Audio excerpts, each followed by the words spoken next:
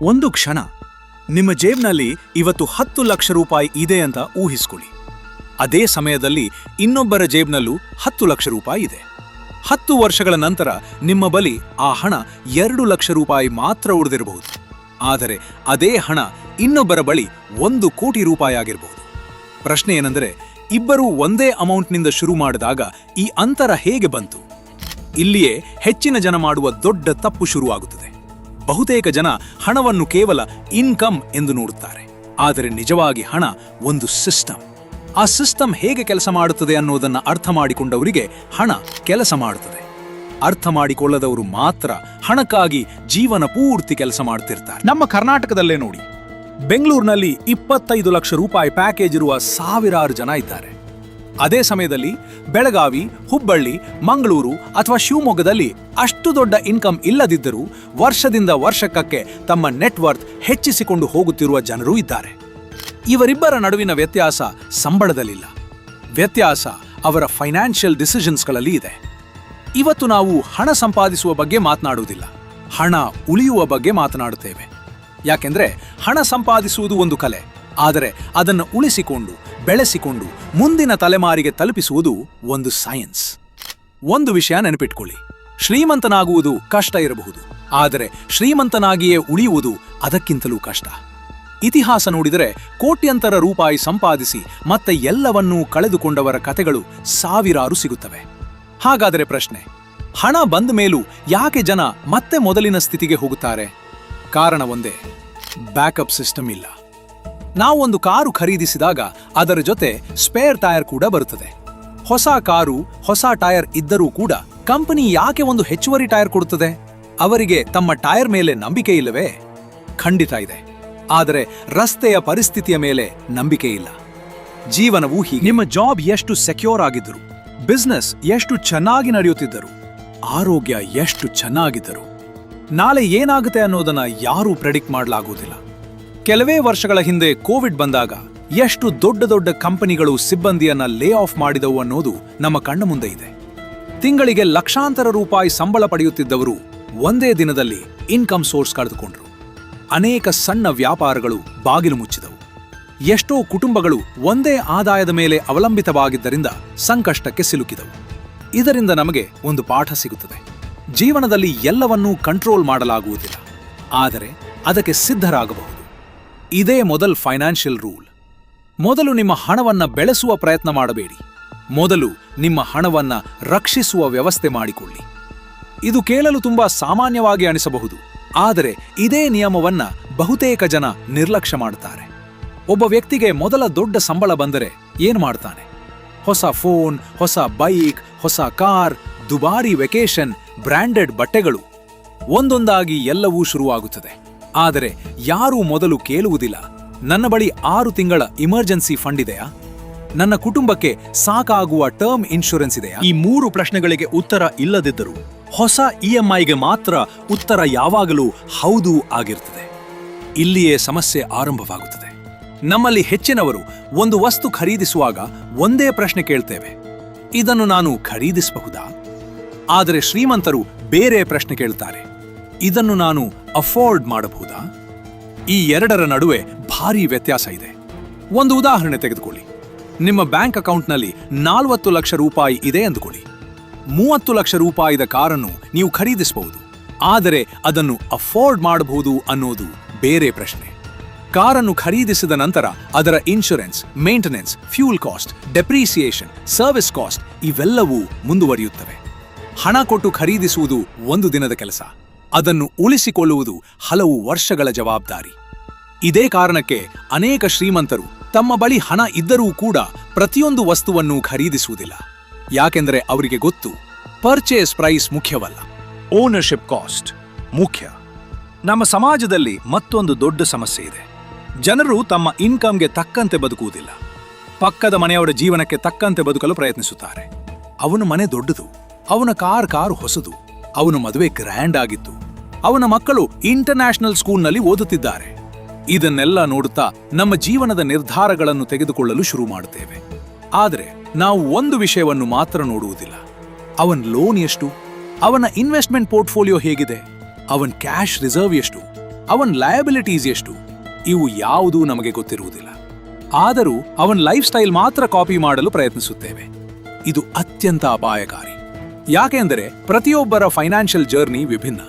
ಒಬ್ಬ ವ್ಯಕ್ತಿ ಇಂದು ದುಬಾರಿ ಕಾರು ತೆಗೆದುಕೊಂಡಿದ್ದರೆ ಅದರ ಹಿಂದೆ 10 ವರ್ಷಗಳ ಇನ್ವೆಸ್ಟ್ಮೆಂಟ್ ಡಿಸಿಪ್ಲಿನ್ ಇರಬಹುದು. ಆದರೆ ಅದನ್ನೇ ನೋಡಿ ಇನ್ನೊಬ್ಬ ವ್ಯಕ್ತಿ ಲೋನ್ ತೆಗೆದುಕೊಂಡು ಕಾರು ಖರೀದಿಸಿದರೆ ಅವನು ಕೇವಲ ಕಾರನ್ನು ಖರೀದಿಸುತ್ತಿಲ್ಲ, ಮುಂದಿನ 5 ಅಥವಾ 7 ವರ್ಷದ ಒತ್ತಡವನ್ನೂ ಖರೀದಿಸುತ್ತಿದ್ದಾನೆ.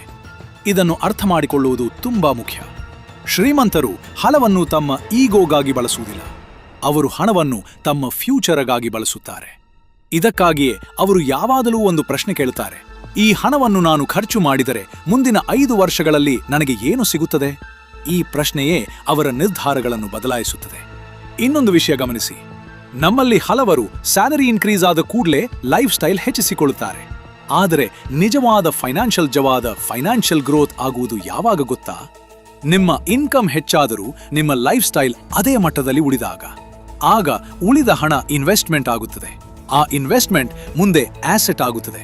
ಆ ಆಸೆಟ್ ನಿಮ್ಮ ಪರವಾಗಿ ಕೆಲಸ ಮಾಡಲು ಶುರು ಮಾಡುತ್ತದೆ. ಅಲ್ಲಿಂದಲೇ ನಿಜವಾದ ಸಂಪತ್ತು ನಿರ್ಮಾಣವಾಗುತ್ತದೆ. ಹಣದ ಜಗತ್ತಿನಲ್ಲಿ ಒಂದು ಸರಳ ನಿಯಮ ಇದೆ: ಇನ್ಕಮ್ ನಿಮ್ಮನ್ನು ಬದುಕಿಸುತ್ತದೆ, ಸೇವಿಂಗ್ಸ್ ನಿಮ್ಮನ್ನು ಕಾಪಾಡುತ್ತದೆ, ನಿಮ್ಮನ್ನು ಶ್ರೀಮಂತರನ್ನಾಗಿ ಮಾಡುತ್ತದೆ. ಆದರೆ ಈ ಮೂರರಲ್ಲಿ ಯಾವುದಾದರೂ ಒಂದು ಇಲ್ಲದಿದ್ದರೆ ನಿಮ್ಮ ಫೈನಾನ್ಷಿಯಲ್ ಫೌಂಡೇಶನ್ ದುರ್ಬಲವಾಗಿರುತ್ತದೆ.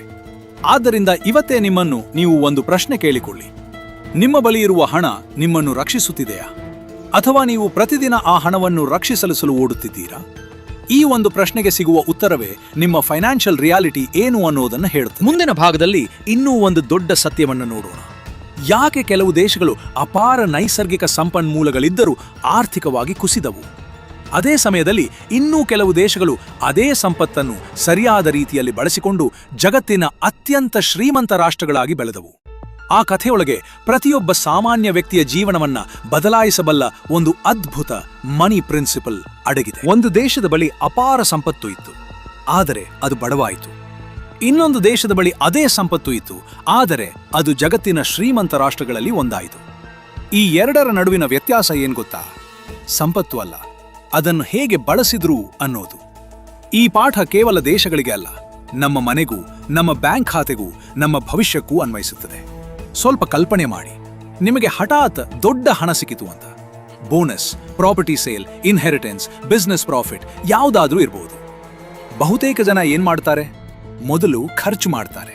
ಹೊಸ ಕಾರು, ಹೊಸ ಮನೆ, ವೆಕೇಶನ್, ಲೈಫ್ ಸ್ಟೈಲ್ ಅಪ್ಗ್ರೇಡ್. ಆದರೆ ಶ್ರೀಮಂತರು ಬೇರೆ ಕೆಲಸ ಮಾಡ್ತಾರೆ. ಅವರು ಮೊದಲು ಕೇಳ್ತಾರೆ, ಈ ಹಣ ನನ್ನಗಾಗಿ ಇನ್ನಷ್ಟು ಹಣ ಹೇಗೆ ಸಂಪಾದಿಸಬಹುದು? ಇದೇ ಮೈಂಡ್ಸೆಟ್ ಒಂದು ದೇಶವನ್ನು ಉಳಿಸಿತು, ಇನ್ನೊಂದು ದೇಶವನ್ನು ಸಂಕಷ್ಟಕ್ಕೆ ತಳ್ಳಿತು. ಒಂದು ದೇಶಕ್ಕೆ ತೈಲ ಸಿಕ್ಕಿತು, ಹಣ ಹರಿಯಲು ಶುರುವಾಯಿತು. ಸರ್ಕಾರ ಎಲ್ಲದರ ಮೇಲೂ ಸಬ್ಸಿಡಿ ಕೊಡಲು ಶುರು ಮಾಡಿತು. ಜನರಿಗೆ ಎಲ್ಲವೂ ಸಸ್ತೆ, ಜೀವನ ಸುಲಭ. ಆದರೆ ಒಂದು ದೊಡ್ಡ ತಪ್ಪು ಆಯಿತು. ಬಂದ ಹಣವನ್ನು ಉಳಿಸಲಿಲ್ಲ, ಹೂಡಿಕೆ ಮಾಡಲಿಲ್ಲ, ಭವಿಷ್ಯಕ್ಕಾಗಿ ವ್ಯವಸ್ಥೆ ಮಾಡಲಿಲ್ಲ. ಕೆಲ ವರ್ಷಗಳ ನಂತರ ತೈಲದ ಆದಾಯ ಕಡಿಮೆಯಾಯಿತು. ಸರ್ಕಾರ ಸಾಲ ತೆಗೆದುಕೊಂಡಿತು, ಸಾಲ ಹೆಚ್ಚಾಯಿತು, ಕರೆನ್ಸಿ ದುರ್ಬಲವಾಯಿತು. ಒಂದು ಕಾಲದಲ್ಲಿ ಶ್ರೀಮಂತ ದೇಶ ಎಂದು ಕರೆಯಲ್ಪಟ್ಟ ದೇಶ ಆರ್ಥಿಕ ಸಂಕಷ್ಟಕ್ಕೆ ಸಿಲುಕಿತು. ಇನ್ನೊಂದು ದೇಶಕ್ಕೂ ತೈಲ ಸಿಕ್ಕಿತು, ಆದರೆ ಅವರು ಬೇರೆ ನಿರ್ಧಾರ ತೆಗೆದುಕೊಂಡ್ರು. ಈ ಸಂಪತ್ತು ಶಾಶ್ವತ ಅಲ್ಲ ಅಂತ ಅವರಿಗೆ ಗೊತ್ತು. ಆದ್ದರಿಂದ ಬಂದ ಆದಾಯದ ದೊಡ್ಡ ಭಾಗವನ್ನ ಒಂದು ಫಂಡ್ನಲ್ಲಿ ಉಳಿಸಿದ್ರು. ಆ ಫಂಡ್ನ ಹಣವನ್ನ ಜಗತ್ತಿನ ವಿವಿಧ ಕಂಪನಿಗಳಲ್ಲಿ, ವಿವಿಧ ಸೆಕ್ಟರ್ಗಳಲ್ಲಿ ಹೂಡಿಕೆ ಮಾಡಿದ್ರು. ಇಂದು ಆ ದೇಶದ ಬಳಿ ತೈಲ ಮಾತ್ರ ಇಲ್ಲ, ಜಗತ್ತಿನ ಸಾವಿರಾರು ಕಂಪನಿಗಳಲ್ಲಿ ಪಾಲುದಾರಿಕೆ ಇದೆ. ಒಂದು ಸಂಪತ್ತನ್ನ ಅವರು ಅನೇಕ ಸಂಪತ್ತಾಗಿ ಪರಿವರ್ತಿಸಿದ್ರು. ಇಲ್ಲಿಂದ ನಮಗೆ ಸಿಗುವ ಪಾಠ ತುಂಬಾ ದೊಡ್ಡದು. ಸೇವಿಂಗ್ ಮಾತ್ರ ಸಾಕಾಗುವುದಿಲ್ಲ, ಸೇವಿಂಗ್ಗೆ ಡೈರೆಕ್ಷನ್ ಬೇಕು, ಇನ್ವೆಸ್ಟ್ಮೆಂಟ್ ಬೇಕು. ನಮ್ಮ ಮನೆಯಲ್ಲಿ ಹಲವರು ಇನ್ನೂ ಒಂದು ತಪ್ಪು ಮಾಡ್ತಾರೆ. ಹಣ ಬ್ಯಾಂಕ್ನಲ್ಲಿ ಇಟ್ಟಿದ್ದೀನಿ, ಸೇಫ್ ಇದೆ ಅಂತ. ಹೌದು, ಸೇಫ್ ಇರಬಹುದು, ಆದಿರಬಹುದು. ಆದರೆ ಅದು ಗ್ರೋ ಆಗುತ್ತಿದೆಯಾ? ಇದೇ ಮುಖ್ಯ ಪ್ರಶ್ನೆ. ಇವತ್ತು 1 ಲಕ್ಷ ರೂಪಾಯಿ ಬ್ಯಾಂಕ್ನಲ್ಲಿ ಬಿದ್ದಿದೆ ಅಂದ್ಕೊಳ್ಳಿ. 5 ವರ್ಷಗಳ ನಂತರ ಅದೇ 1 ಲಕ್ಷ ರೂಪಾಯಿ ಇರುತ್ತದೆ. ಆದರೆ ಆ 5 ವರ್ಷಗಳಲ್ಲಿ ಹಾಲಿನ ಬೆಲೆ, ಮನೆಯ ಬಾಡಿಗೆ, ಶಾಲಾ ಫೀಸ್, ಆಸ್ಪತ್ರೆ ಖರ್ಚು ಎಲ್ಲವೂ ಹೆಚ್ಚಾಗಿರುತ್ತವೆ. ಅಂದರೆ ಹಣ ಉಳಿದಿದೆ, ಆದರೆ ಅದರ ಖರೀದಿ ಶಕ್ತಿ ಕಡಿಮೆಯಾಗಿದೆ. ಇದನ್ನೇ ಇನ್ಫ್ಲೇಷನ್ ಅಂತಾರೆ. ಇನ್ಫ್ಲೇಷನ್ ಕಾಣಿಸುವ ಕಳ್ಳ ಅಲ್ಲ, ನಿಧಾನವಾಗಿ ಹಣದ ವ್ಯಾಲ್ಯೂ ತಿನ್ನುವ ಕಳ್ಳ. ಆದ್ದರಿಂದ ಶ್ರೀಮಂತರು ಕೇವಲ ಕ್ಯಾಶ್ ಹಿಡಿದುಕೊಳ್ಳುವುದಿಲ್ಲ, ಅವರು ಆಸೆಟ್ಸ್ ಹಿಡಿದು ಈಗ ಪ್ರಶ್ನೆ ಬರ್ತದೆ, ಯಾವ assets? Real estate, equity, mutual funds, businesses, productive assets. ಹಣ ಕೆಲಸ ಮಾಡುವ ಜಾಗಗಳು. ಇದನ್ನು ಒಂದು ಸರಳ ಉದಾಹರಣೆಯಿಂದ ಅರ್ಥ ಮಾಡಿಕೊಳ್ಳಿ. ಬೆಂಗಳೂರು ಹೊರವಲಯದಲ್ಲಿ ಕೆಲವು ವರ್ಷಗಳ ಹಿಂದೆ ಜಮೀನು ತೆಗೆದುಕೊಂಡವರು ಯಾಕೆ ಲಾಭ ಮಾಡಿಕೊಂಡ್ರು? ಅವರ ಬಳಿ ಜಾದೂ ಇರಲಿಲ್ಲ. ಅವರು ಒಂದು ವಿಷಯ ಅರ್ಥ ಮಾಡಿಕೊಂಡಿದ್ದರು, ಇಂದು ಕಡಿಮೆ ವ್ಯಾಲ್ಯೂ ಇರುವ ಆಸೆಟ್ ನಾಳೆ ಹೆಚ್ಚು ವ್ಯಾಲ್ಯೂ ಆಗಬಹುದು. ಇದನ್ನೇ ಕ್ಯಾಪಿಟಲ್ ಅಪ್ರಿಸಿಯೇಷನ್ ಅಂತಾರೆ. ಶ್ರೀಮಂತರು ಸಾಮಾನ್ಯವಾಗಿ 2 ಕಡೆ ಗಮನ ಕೊಡ್ತಾರೆ: ಕ್ಯಾಶ್ ಫ್ಲೋ, ಕ್ಯಾಪಿಟಲ್ ಅಪ್ರಿಸಿಯೇಷನ್. ಒಂದು ಆಸೆಟ್ ಪ್ರತಿ ತಿಂಗಳು ಆದಾಯ ಕೊಡಬಹುದು, ಅಥವಾ ಭವಿಷ್ಯದಲ್ಲಿ ಅದರ ವ್ಯಾಲ್ಯೂ ಹೆಚ್ಚಾಗಬಹುದು. ಅತ್ಯುತ್ತಮ ಆಸೆಟ್ ಎರಡನ್ನೂ ಮಾಡುತ್ತದೆ. ಈಗ ಒಂದು ಅದ್ಭುತ ಕತೆ ಕೇಳಿ. ಒಂದು ದೊಡ್ಡ ಬ್ಯಾಂಕ್ಗೆ ಯಾರೋ ಮೋಸ ಮಾಡಿದರು. ಸುದ್ದಿ ಹೊರಬಂದ ತಕ್ಷಣ ಜನ ಹೆದರಿದರು, ಬ್ಯಾಂಕ್ ಮುಗಿಯಿತು ಅಂತ. ಶೇರ್ ಪ್ರೈಸ್ ಕುಸಿಯಿತು, ಎಲ್ಲರೂ ಮಾಕುಸಿಯಿತು, ಎಲ್ಲರೂ ಮಾರಲು ಓಡಿದರು. ಆದರೆ ಒಬ್ಬ ವ್ಯಕ್ತಿ ಮಾತ್ರ ಖರೀದಿಸಲು ಶುರು ಮಾಡಿದ. ಯಾಕೆ? ಅವನು ಜನರ ಭಯ ನೋಡಲಿಲ್ಲ, ಬಿಸ್ನೆಸ್ನ ಮೂಲ ಬಲ ನೋಡಿದ. ಅವನು ಯೋಚಿಸಿದ, ಸಮಸ್ಯೆ ಬಂದಿದೆ, ಆದರೆ ಕಂಪನಿಯ ಮೂಲ ಬಿಸ್ನೆಸ್ ಸ್ಟ್ರಾಂಗ್ ಇದೆ. ವರ್ಷಗಳ ನಂತರ ಅದೇ ಇನ್ವೆಸ್ಟ್ಮೆಂಟ್ ಅವನಿಗೆ ಅಪಾರ ಸಂಪತ್ತು ತಂದಿತು. ಇಲ್ಲಿಂದ ಸಿಗುವ ಪಾಠ: ಜನರು ಪ್ಯಾನಿಕ್ ಆಗುವ ಜಾಗದಲ್ಲಿ ಅವಕಾಶಗಳು ಹುಟ್ಟುತ್ತವೆ. ಆದರೆ ಇದು ಬ್ಲೈಂಡ್ ರಿಸ್ಕ್ ಅಲ್ಲ, ರಿಸರ್ಚ್ ಜೊತೆಗೆ ತೆಗೆದುಕೊಳ್ಳುವ ಡಿಸಿಷನ್. ಶ್ರೀಮಂತರು ಜನರನ್ನು ಫಾಲೋ ಮಾಡುವುದಿಲ್ಲ, ಡೇಟಾ ಮತ್ತು ಫಂಡಮೆಂಟಲ್ಸ್ ನೋಡುತ್ತಾರೆ. ಇಲ್ಲಿ ಇನ್ನೊಂದು ದೊಡ್ಡ ವ್ಯತ್ಯಾಸ ಇದೆ. ಬಡವರು ಮೊದಲು ಖರ್ಚು ಮಾಡಿ ಉಳಿದದ್ದನ್ನು ಸೇವ್ ಮಾಡುತ್ತಾರೆ. ಶ್ರೀಮಂತರು ಮೊದಲು ಇನ್ವೆಸ್ಟ್ ಮಾಡಿ ಉಳಿದದ್ದನ್ನು ಖರ್ಚು ಮಾಡುತ್ತಾರೆ. ಈ ಒಂದು ಹ್ಯಾಬಿಟ್ ಜೀವನವೇ ಬದಲಾಯಿಸಬಹುದು. ತಿಂಗಳಿಗೆ 50,000 ರೂಪಾಯಿ ಬರುತ್ತದೆ ಅಂತ ಅಂದ್ಕೊಳ್ಳಿ. ಬಹುತೇಕ ಜನ rent, EMI, shopping, food, entertainment, ಉಳಿದರೆ ಸೇವಿಂಗ್. ಆದರೆ ಫೈನಾನ್ಷಿಯಲಿ ಸ್ಮಾರ್ಟ್ ವ್ಯಕ್ತಿ ಮೊದಲು ಇನ್ವೆಸ್ಟ್ಮೆಂಟ್, ಆಟೋ ಡೆಬಿಟ್, ನಂತರ ಖರ್ಚು. ಈ ಡಿಫರೆನ್ಸ್ ಚಿಕ್ಕದಾಗಿ ಕಾಣಬಹುದು, ಆದರೆ 10 ರಿಂದ 15 ವರ್ಷಗಳಲ್ಲಿ ಅದೇ ಡಿಫರೆನ್ಸ್ ಲಕ್ಷಾಂತರ ರೂಪಾಯಿ ಆಗ್ತದೆ. ಹಣದ ಒಂದು ಗುಟ್ಟು ಕೇಳಿ. ಮೊದಲ 1 ಲಕ್ಷ ರೂಪಾಯಿ ಕಷ್ಟ, ಮೊದಲ 10 ಲಕ್ಷ ರೂಪಾಯಿ ಇನ್ನೂ ಕಷ್ಟ. ಆದರೆ ಒಂದು ಹಂತದ ನಂತರ ಹಣವೇ ಹಣವನ್ನು ಎಳೆಯಲು ಶುರು ಮಾಡುತ್ತದೆ. ಯಾಕೆಂದರೆ ಕಂಪೌಂಡಿಂಗ್ ಕೆಲಸ ಮಾಡುತ್ತದೆ. ಒಂದು ಮರ ನೆಟ್ಟ ಮೊದಲ ವರ್ಷ ಅದು ಚಿಕ್ಕದಿರುತ್ತದೆ, 2ನೇ ವರ್ಷ ಸ್ವಲ್ಪ ಬೆಳೆಯುತ್ತದೆ. ಆದರೆ ವರ್ಷಗಳು ಕಳೆದಂತೆ ಅದರ ಬೆಳವಣಿಗೆ ವೇಗವಾಗುತ್ತದೆ. ಇನ್ವೆಸ್ಟ್ಮೆಂಟ್ ಕೂಡ ಹೀಗೆ. ಮುಂದಿನ ಭಾಗದಲ್ಲಿ ಹೆಚ್ಚಿನ ಜನರನ್ನು ಬಡವಾಗಿಯೇ ಇಡುವ ಒಂದು ದೊಡ್ಡ ಬಲೆ ಬಗ್ಗೆ ಮಾತಾಡೋಣ: ಕಂಪ್ಯಾರಿಸನ್ ಟ್ರ್ಯಾಪ್. ಯಾಕೆ ಕೆಲವರು ತಮ್ಮ ಜೀವನಕ್ಕಿಂತ ಬೇರೆಯವರ ಲೈಫ್ ಸ್ಟೈಲ್ ನೋಡಿ ನಿರ್ಧಾರ ತೆಗೆದುಕೊಳ್ತಾರೆ? ಯಾಕೆ ದೊಡ್ಡ ಮದುವೆಗಳು, ದುಬಾರಿ ಕಾರುಗಳು, ಸೋಷಿಯಲ್ ಮೀಡಿಯಾ ಶೋ ಆಫ್ಗಳು ಜನರನ್ನು ಸಾಲದ ಬಲೆಗೆ ತಳ್ಳುತ್ತವೆ? ಮತ್ತು ನಿಜವಾದ ಶ್ರೀಮಂತರು ಯಾಕೆ ಎಲ್ಲವನ್ನೂ ಪ್ರದರ್ಶನ ಮಾಡೋದಿಲ್ಲ? ಒಂದು ವಿಷಯವನ್ನು ತುಂಬ ಗಮನದಿಂದ ಕೇಳಿ. ಇವತ್ತು ಜನರು ಹಣ ಕಳೆದುಕೊಳ್ಳುತ್ತಿರುವ ದೊಡ್ಡ ಕಾರಣ ಇನ್ಕಮ್ ಕಡಿಮೆ ಅನ್ನೋದು ಅಲ್ಲ, ಕಂಪ್ಯಾರಿಸನ್ ಹೆಚ್ಚು ಅನ್ನೋದು. ಇದು ಇಂದಿನ ಕಾಲದ ಅತ್ಯಂತ ದುಬಾರಿ ಅಭ್ಯಾಸ. ಹಿಂದೆ ಜನರು ತಮ್ಮ ನೆರೆಹೊರೆಯವರನ್ನು ಮಾತ್ರ ನೋಡುತ್ತಿದ್ದರು. ಈಗ ಬೆಳಿಗ್ಗೆ ಎದ್ದ ತಕ್ಷಣ ಸೋಷಿಯಲ್ ಮೀಡಿಯಾ ತೆರೆದರೆ ಒಂದೇ 5 ನಿಮಿಷದಲ್ಲಿ ದುಬೈನಲ್ಲಿ ವೇಕೇಷನ್ ಮಾಡುತ್ತಿರುವವರನ್ನು ನೋಡ್ತೇವೆ, ಹೊಸ ಲಕ್ಸರಿ ಕಾರ್ ತೆಗೆದುಕೊಂಡವರನ್ನು ನೋಡ್ತೇವೆ, ಕೋಟಿ ರೂಪಾಯಿ ಮೌಲ್ಯದ ವೆಡ್ಡಿಂಗ್ ನೋಡ್ತೇವೆ, brand clothes, premium watches, private villas. ಎಲ್ಲವೂ ನಮ್ಮ ಮೊಬೈಲ್ ಸ್ಕ್ರೀನ್ ಮೇಲೆ ಬರ್ತದೆ. ಸಮಸ್ಯೆ ಅಲ್ಲಿ ಶುರುವಾಗುವುದಿಲ್ಲ, ಸಮಸ್ಯೆ ಶುರುವಾಗುವುದು ಅದನ್ನೆಲ್ಲ ನೋಡಿದ ನಂತರ ನಮ್ಮ ಜೀವನವನ್ನ ಅದರ ಜೊತೆಗೆ ಕಂಪೇರ್ ಮಾಡಲು ಶುರು ಮಾಡಿದಾಗ. ನಮ್ಮ ಜೀವನದ ಕಥೆ ಬೇರೆ, ಅವರ ಜೀವನದ ಕಥೆ ಬೇರೆ. ಆದರೂ ನಾವು ನಮ್ಮ ಫಿನಾನ್ಷಿಯಲ್ ಡಿಸಿಷನ್ಸ್ ಅನ್ನು ಅವರ ಲೈಫ್ ಸ್ಟೈಲ್ ನೋಡಿ ತೆಗೆದುಕೊಳ್ಳುತ್ತೇವೆ. ಇದು ಅತ್ಯಂತ ಅಪಾಯಕಾರಿ. ಒಬ್ಬ ವ್ಯಕ್ತಿ 2 ಕೋಟಿ ರೂಪಾಯಿ ಮೌಲ್ಯದ ಕಾರು ತೆಗೆದುಕೊಂಡಿದ್ದಾನೆ ಅಂದ್ರೆ ಅವನು ಶ್ರೀಮಂತ ಅಂತ ಅರ್ಥವಲ್ಲ. ಅವನು ಲೋನ್ ಮೇಲೆ ತೆಗೆದುಕೊಂಡಿರಬಹುದು, ಬಿಸ್ನೆಸ್ ಎಕ್ಸ್ಪೆನ್ಸ್ ಆಗಿ ತೆಗೆದುಕೊಂಡಿರಬಹುದು, ಅಥವಾ ಅವನ ಟೋಟಲ್ ನೆಟ್ವರ್ತ್ 500 ಕೋಟಿ ರೂಪಾಯಿ ಇರಬಹುದು. ಈ 3 ವಿಷಯಗಳಲ್ಲಿ ಯಾವುದು ಸತ್ಯ ಅನ್ನೋದು ನಮಗೆ ಗೊತ್ತಿಲ್ಲ. ಆದರೆ ಕಾರು ಮಾತ್ರ ಕಾಣುತ್ತದೆ. ಅದನ್ನೇ ನೋಡಿ ನಮಗೂ ಅದೇ ಬೇಕು ಅನ್ನುವ ಆಸೆ ಶುರುವಾಗ್ತದೆ. ಇಲ್ಲಿಯೇ ಹಣದ ಆಟ ಸೋಲಲು ಶುರುವಾಗುತ್ತದೆ. ನಮ್ಮಲ್ಲಿ ಒಂದು ಮಾತಿದೆ: ಇನ್ನೊಬ್ಬರ ಚಪ್ಪಲಿ ನೋಡಿ ನಮ್ಮ ಕಾಲಿನ ಅಳತೆ ಬದಲಾಯಿಸಲಾಗುವುದಿಲ್ಲ. ಹಣದ ವಿಷಯದಲ್ಲೂ ಇದೇ ಸತ್ಯ. ಪ್ರತಿಯೊಬ್ಬರ ಫಿನಾನ್ಷಿಯಲ್ ಕೆಪಾಸಿಟಿ ಬೇರೆ, ಪ್ರತಿಯೊಬ್ಬರ ರಿಸ್ಕ್ ಕೆಪಾಸಿಟಿ ಬೇರೆ, ಪ್ರತಿಯೊಬ್ಬರ ರೆಸ್ಪಾನ್ಸಿಬಿಲಿಟೀಸ್ ಬೇರೆ. ಆದ್ದರಿಂದ ನಿಮ್ಮ ನಿರ್ಧಾರಗಳು ಕೂಡ ನಿಮ್ಮ ಪರಿಸ್ಥಿತಿಗೆ ತಕ್ಕಂತೆಯೇ ಇರಬೇಕು. ಒಂದು ಉದಾಹರಣೆ ತೆಗೆದುಕೊಳ್ಳಿ. ಒಬ್ಬ ವ್ಯಕ್ತಿಯ ವಾರ್ಷಿಕ ಆದಾಯ 15 ಲಕ್ಷ ರೂಪಾಯಿ, ಇನ್ನೊಬ್ಬ ವ್ಯಕ್ತಿಯ ವಾರ್ಷಿಕ ಆದಾಯ 1.5 ಕೋಟಿ ರೂಪಾಯಿ. ಇಬ್ಬರು 25 ಲಕ್ಷ ರೂಪಾಯಿ ಕಾರು ಖರೀದಿಸ್ತಾರೆ. ಹೊರಗಿನಿಂದ ನೋಡಿದರೆ ಇಬ್ಬರೂ ಒಂದೇ ಕಾರು, ಆದರೆ ಒಳಗಿನ ಫೈನಾನ್ಷಿಯಲ್ ಸ್ಟೋರಿ ಸಂಪೂರ್ಣ ಬೇರೆ. ಮೊದಲವ ವ್ಯಕ್ತಿಗೆ ಅದು ಲಯಬಿಲಿಟಿ, ಎರಡನೇ ವ್ಯಕ್ತಿಗೆ ಅದದು ಸಣ್ಣ ಎಕ್ಸ್ಪೆನ್ಸ್. ಅದೇ ವಸ್ತು ಒಬ್ಬರಿಗೆ ಭಾರ, ಇನ್ನೊಬ್ಬರಿಗೆ ಸಾಮಾನ್ಯ ಖರ್ಚು. ಆದ್ದರಿಂದ ಶ್ರೀಮಂತರು ಯಾವತ್ತೂ ಪ್ರೈಸ್ ನೋಡಿ ಡೆಸಿಷನ್ ತೆಗೆದುಕೊಳ್ಳುವುದಿಲ್ಲ, ಅವರು ಪರ್ಸೆಂಟೇಜ್ ನೋಡುತ್ತಾರೆ. ಒಂದು ವಸ್ತು ನಿಮ್ಮ ಇನ್ಕಮ್ನ ಎಷ್ಟು ಭಾಗವನ್ನು ತೆಗೆದುಕೊಳ್ಳುತ್ತದೆ, ನಿಮ್ಮ ಕ್ಯಾಶ್ ಫ್ಲೋ ಮೇಲೆ ಎಷ್ಟು ಪರಿಣಾಮ ಬೀರುತ್ತದೆ, ನಿಮ್ಮ ಫ್ಯೂಚರ್ ಇನ್ವೆಸ್ಟ್ಮೆಂಟ್ಸ್ ಅನ್ನು ಎಷ್ಟು ನಿಧಾನಗೊಳಿಸುತ್ತದೆ, ಇವೇ ಅವರ ಪ್ರಶ್ನೆಗಳು. ಬಹುತೇಕ ಜನರ ಪ್ರಶ್ನೆ ಮಾತ್ರ, ಜನ ಏನಂದುಕೊಳ್ತಾರೆ? ಈ ಒಂದು ಪ್ರಶ್ನೆ ಲಕ್ಷಾಂತರ ರೂಪಾಯಿ ನಷ್ಟ ಮಾಡಿ. ನಿಜ ಹೇಳಬೇಕಾದ್ರೆ ನಿಮ್ಮ EMI ಯಾರೂ ಬಂದು ಕಟ್ಟುವುದಿಲ್ಲ, ನಿಮ್ಮ ಲೋನ್ ಯಾರೂ ತೀರಿಸುವುದಿಲ್ಲ, ಆದರೆ ಅಡ್ವೈಸ್ ಕೊಡಲು ಎಲ್ಲರೂ ಇರ್ತಾರೆ. ಅದಕ್ಕಾಗಿಯೇ ಹಣದ ನಿರ್ಧಾರ ತೆಗೆದುಕೊಳ್ಳುವಾಗ ಕ್ರೌಡ್ ಅನ್ನು ಫಾಲೋ ಮಾಡಬೇಡಿ, ಕ್ಯಾಲ್ಕ್ಯುಲೇಷನ್ಸ್ ಅನ್ನು ಫಾಲೋ ಮಾಡಿ. ಇನ್ನೊಂದು ವಿಷಯ, ಬಹಳ ಜನರಿಗೆ ಲಕ್ಸರಿ ಮತ್ತು ಸಕ್ಸೆಸ್ ಎರಡೂ ಒಂದೇ ಅನ್ನುವ ಭ್ರಮೆ ಇದೆ. ಅದು ಸತ್ಯವಲ್ಲ. ಲಕ್ಸರಿ ಅಂದ್ರೆ ನೀವು ದುಬಾರಿ ವಸ್ತುಗಳನ್ನು ಬಳಸುತ್ತಿದ್ದೀರಿ. ಸಕ್ಸೆಸ್ ಅಂದ್ರೆ ನಿಮ್ಮ ಆಸೆಟ್ಸ್ ನಿಮ್ಮ ಪರವಾಗಿ ಕೆಲಸ ಮಾಡುತ್ತಿವೆ. ಈ ಎರಡರ ನಡುವೆ ಆಕಾಶ ಭೂಮಿ ಅಂತರ ಇದೆ. ಒಬ್ಬ ವ್ಯಕ್ತಿ 80 ಲಕ್ಷ ರೂಪಾಯಿಯ ಕಾರಿನಲ್ಲಿ ಓಡಾಡುತ್ತಿರಬಹುದು, ಆದರೆ ಪ್ರತಿ ತಿಂಗಳು EMI ಬಗ್ಗೆ ಸ್ಟ್ರೆಸ್ ಇರಬಹುದು. ಇನ್ನೊಬ್ಬ ವ್ಯಕ್ತಿ ಸಾಮಾನ್ಯ ಕಾರಿನಲ್ಲಿ ಓಡಾಡುತ್ತಿರಬಹುದು, ಆದರೆ ಅವನ ಇನ್ವೆಸ್ಟ್ಮೆಂಟ್ಸ್ ಪ್ರತಿ ತಿಂಗಳು ಇನ್ಕಮ್ ಜನರೇಟ್ ಮಾಡುತ್ತಿರಬಹುದು. ಯಾರು ನಿಜವಾದ ಶ್ರೀಮಂತ? ಹೊರಗಿನಿಂದ ನೋಡಿದ್ರೆ ಮೊದಲ ವ್ಯಕ್ತಿ, ಫೈನಾನ್ಷಿಯಲ್ ರಿಯಾಲಿಟಿ ನೋಡಿದ್ರೆ ಎರಡನೇ ವ್ಯಕ್ತಿ. ಇದನ್ನೇ ಅರ್ಥ ಮಾಡಿಕೊಳ್ಳಿ. ಹಣದ ಜಗತ್ತಿನಲ್ಲಿ ಅಪಿಯರೆನ್ಸ್ಗಿಂತ ಬ್ಯಾಲೆನ್ಸ್ ಶೀಟ್ ಮುಖ್ಯ. ಜನರು ನಿಮ್ಮ ಡ್ರೆಸ್ ನೋಡ್ತಾರೆ, ಬ್ಯಾಂಕ್ ಮಾತ್ರ ನಿಮ್ಮ ಕ್ಯಾಶ್ ಫ್ಲೋ ನೋಡ್ತದೆ. ಜನರು ನಿಮ್ಮ ಕಾರ್ ನೋಡ್ತಾರೆ, ಇನ್ವೆಸ್ಟ್ಮೆಂಟ್ ಆಪರ್ಚುನಿಟೀಸ್ ಮಾತ್ರ ನಿಮ್ಮ ಫೈನಾನ್ಷಿಯಲ್ ಡಿಸಿಪ್ಲಿನ್ ನೋಡ್ತವೆ. ಆದ್ದರಿಂದ ಇಂಪ್ರೆಸ್ ಮಾಡುವುದಕ್ಕಿಂತ ಬಿಲ್ಡ್ ಮಾಡುವುದು ಮುಖ್ಯ. ಈಗ ಮದುವೆಯ ಉದಾಹರಣೆ ತೆಗೆದುಕೊಳ್ಳೋಣ. ಇತ್ತೀಚಿನ ವರ್ಷಗಳಲ್ಲಿ ನಾವು ಗ್ರ್ಯಾಂಡ್ ವೆಡ್ಡಿಂಗ್ಸ್ ಅನ್ನು ತುಂಬಾ ನೋಡುತ್ತಿದ್ದೇವೆ.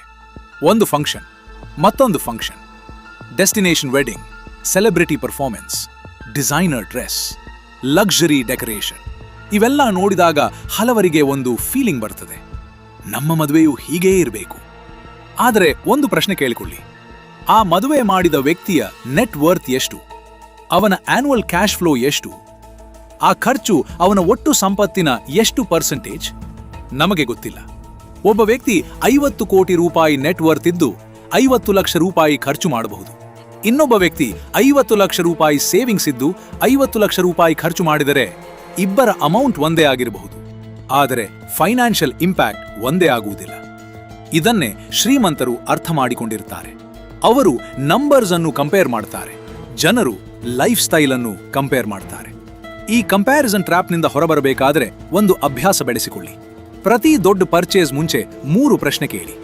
ಮೊದಲ, ಈ ವಸ್ತು ನನ್ನ ಜೀವನದ ವ್ಯಾಲ್ಯೂ ಹೆಚ್ಚಿಸುತ್ತದೆಯಾ ಅಥವಾ ಕೆಲ ದಿನಗಳ ಎಕ್ಸೈಟ್ಮೆಂಟ್ ಮಾತ್ರ ಕೊಡುತ್ತದೆಯಾ?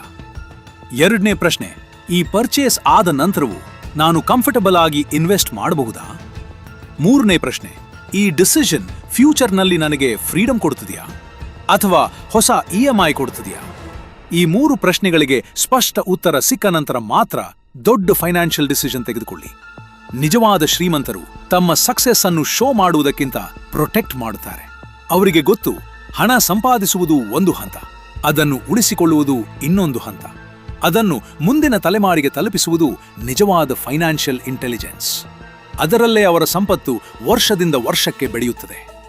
ಮುಂದಿನ ಮತ್ತು ಕೊನೆಯ ಭಾಗದಲ್ಲಿ ಈ ಎಲ್ಲ ಪಾಠಗಳನ್ನು ಒಂದಾಡಿ ಜೋಡಿಸಿ ಸಾಮಾನ್ಯ ವ್ಯಕ್ತಿಯು ತನ್ನ ಫೈನಾನ್ಷಿಯಲ್ ಲೈಫ್ ಅನ್ನು ಹೇಗೆ ಬದಲಾಯಿಸಬಹುದು, ಯಾವ ಪ್ರಿನ್ಸಿಪಲ್ಸ್ ಅನ್ನು ಇಂದಿನಿಂದಲೇ ಫಾಲೋ ಮಾಡಬೇಕು ಮತ್ತು ಹಣದ ಬಗ್ಗೆ ನಿಮ್ಮ ಸಂಪೂರ್ಣ ದೃಷ್ಟಿಕೋನವನ್ನು ಬದಲಾಯಿಸುವ ಅತ್ಯಂತ ಮಹತ್ವದ ಸಂದೇಶವನ್ನು ನೋಡೋಣ. ಇಲ್ಲಿಯವರೆಗೆ ನಾವು ನೋಡಿದ ಪ್ರತಿಯೊಂದು ವಿಷಯವೂ ಒಂದೇ ಸತ್ಯವನ್ನು ಹೇಳುತ್ತಿದೆ. ಹಣ ಗಳಿಸುವುದು ಜೀವನವನ್ನು ಬದಲಾಯಿಸುವುದಿಲ್ಲ. ಹಣದ ಬಗ್ಗೆ ಇರುವ ನಿಮ್ಮ ಆಲೋಚನೆ ಬದಲಾಗಿದಾಗ ಮಾತ್ರ ಜೀವನ ಬದಲಾಗುತ್ತದೆ. ನಮ್ಮ ಸಮಾಜದಲ್ಲಿ ಒಂದು ವಿಚಿತ್ರ ನಂಬಿಕೆ ಇದೆ, ಇನ್ನೂ ಸ್ವಲ್ಪ ಇನ್ಕಮ್ ಹೆಚ್ಚಾದರೆ ಎಲ್ಲ ಸಮಸ್ಯೆಗಳು ಮುಗಿದು ಹೋಗುತ್ತವೆ. ಆದರೆ ವಾಸ್ತವ ಬೇರೆ. ತಿಂಗಳಿಗೆ 30,000 ರೂಪಾಯಿ ಸಂಪಾದಿಸುವ ವ್ಯಕ್ತಿಯು ಹಣದ ಕೊರತೆಯ ಬಗ್ಗೆ ಮಾತನಾಡುತ್ತಾನೆ. ತಿಂಗಳಿಗೆ 3 ಲಕ್ಷ ರೂಪಾಯಿ ಸಂಪಾದಿಸುವ ವ್ಯಕ್ತಿಯು ಅದೇ ಮಾತು ಹೇಳುತ್ತಾನೆ. ತಿಂಗಳಿಗೆ 30 ಲಕ್ಷ ರೂಪಾಯಿ ಸಂಪಾದಿಸುವವರಲ್ಲಿಯೂ ಹಣದ ಒತ್ತಡ ಇರುವವರಿದ್ದಾರೆ. ಆಗ ಸಮಸ್ಯೆ ಇನ್ಕಮ್ ಅಲ್ಲ, ಸಮಸ್ಯೆ ಮನಿ ಮ್ಯಾನೇಜ್ಮೆಂಟ್. ಇದನ್ನು ಒಂದು ಸರಳ ಉದಾಹರಣೆಯಿಂದ ಅರ್ಥ ಮಾಡಿಕೊಳ್ಳಿ. ಒಂದು ಬಕೆಟ್ಗೆ ನಿರಂತರವಾಗಿ ನೀರು ಸುರಿಯುತ್ತಿದ್ದೀರಿ ಅಂತ ಊಹಿಸಿಕೊಳ್ಳಿ. ಆದರೆ ಅದರ ಕೆಳಭಾಗದಲ್ಲಿ ಸಣ್ಣ ಸಣ್ಣ ರಂಧ್ರಗಳಿವೆ. ನೀವು ಎಷ್ಟೇ ನೀರು ಸುರಿದರೂ ಬಕೆಟ್ ಎಂದಿಗೂ ತುಂಬುವುದಿಲ್ಲ.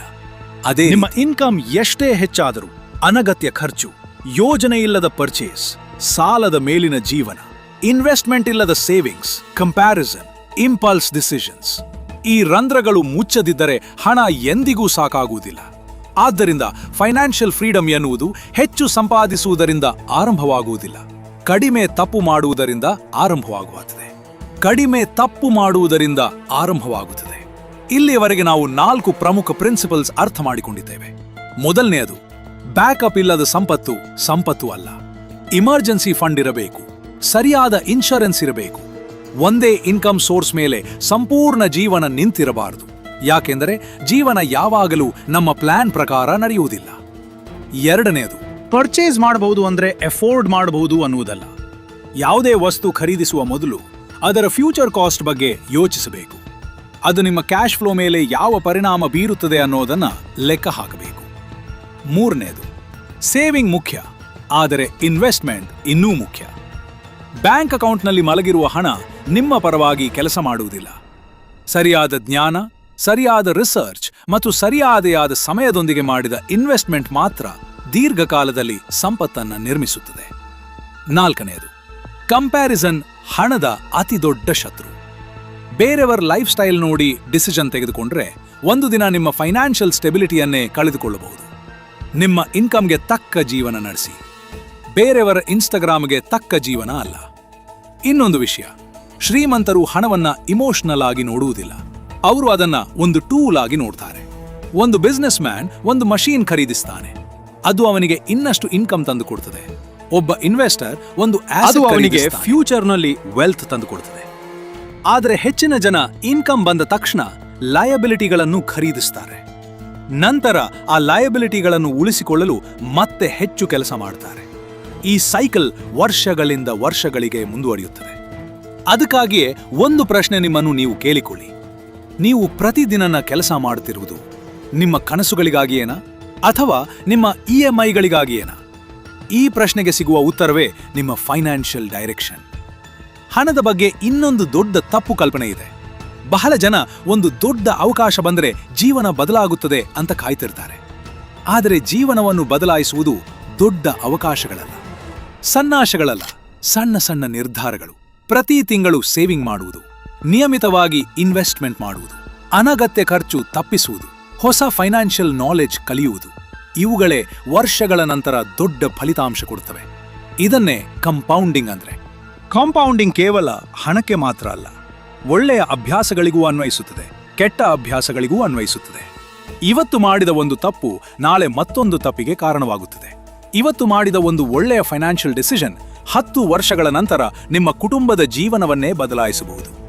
ಆದ್ದರಿಂದ ಯಾವಾಗಲೂ ನೆನಪಿಡಿ, ಹಣ ನಿಮ್ಮ ಜೀವನದ ಗೋಲ್ ಆಗಬಾರದು. ಹಣ ನಿಮ್ಮ ಜೀವನಕ್ಕೆ ಫ್ರೀಡಮ್ ಕೊಡುವ ಸಾಧನವಾಗಬೇಕು. ನಿಮ್ಮ ಪೇರೆಂಟ್ಸ್ ನಿವೃತ್ತಿಯಾದಾಗ ಅವರಿಗೆ ಗೌರವದಿಂದ ಬದುಕುವ ಅವಕಾಶ ಕೊಡುವ ಸಾಧನ. ನಿಮ್ಮ ಮಕ್ಕಳ ಎಜುಕೇಷನ್ಗಾಗಿ ಯಾರ ಮುಂದೆಯೂ ಕೈ ಚಾಚದಂತೆ ಮಾಡುವ ಸಾಧನ. ಅನಾರೋಗ್ಯ ಬಂದಾಗ ಚಿಕಿತ್ಸೆ ಬಗ್ಗೆ ಯೋಚಿಸುವ ಬದಲು ಆರೋಗ್ಯದ ಬಗ್ಗೆ ಯೋಚಿಸುವ ಅವಕಾಶ ಕೊಡುವ ಸಾಧನ. ನೀವು ಇಷ್ಟಪಡುವ ಕೆಲಸವನ್ನು ಆಯ್ಕೆ ಮಾಡಿಕೊಳ್ಳುವ ಸ್ವಾತಂತ್ರ್ಯ ಕೊಡುವ ಸಾಧನ. ಇದೇ ನಿಜವಾದ ವೆಲ್ತ್. ಕೊನೆಯದಾಗಿ ಒಂದು ಮಾತು, ಶ್ರೀಮಂತರು ಮತ್ತು ಸಾಮಾನ್ಯ ಜನರ ನಡುವಿನ ದೊಡ್ಡ ವ್ಯತ್ಯಾಸ ಬ್ಯಾಂಕ್ ಬ್ಯಾಲೆನ್ಸ್ನಲ್ಲಿ ಶುರುವಾಗುವುದಿಲ್ಲ, ಮೈಂಡ್ಸೆಟ್ನಲ್ಲಿ ಶುರುವಾಗುತ್ತದೆ. ಸಾಮಾನ್ಯ ಜನ ಹಣ ಬಂದ ನಂತರ ಪ್ಲಾನ್ ಮಾಡ್ತಾರೆ, ಶ್ರೀಮಂತರು ಮೊದಲು ಪ್ಲಾನ್ ಮಾಡ್ತಾರೆ, ನಂತರ ಹಣ ಬರ್ತದೆ. ಸಾಮಾನ್ಯ ಜನ ಇನ್ಕಮ್ ಹೆಚ್ಚಿಸುವ ಬಗ್ಗೆ ಮಾತ್ರ ಯೋಚಿಸ್ತಾರೆ, ಶ್ರೀಮಂತರು ಇನ್ಕಮ್ ಜೊತೆಗೆ ಆಸೆಟ್ಸ್ ಹೆಚ್ಚಿಸುವ ಬಗ್ಗೆ ಯೋಚಿಸ್ತಾರೆ.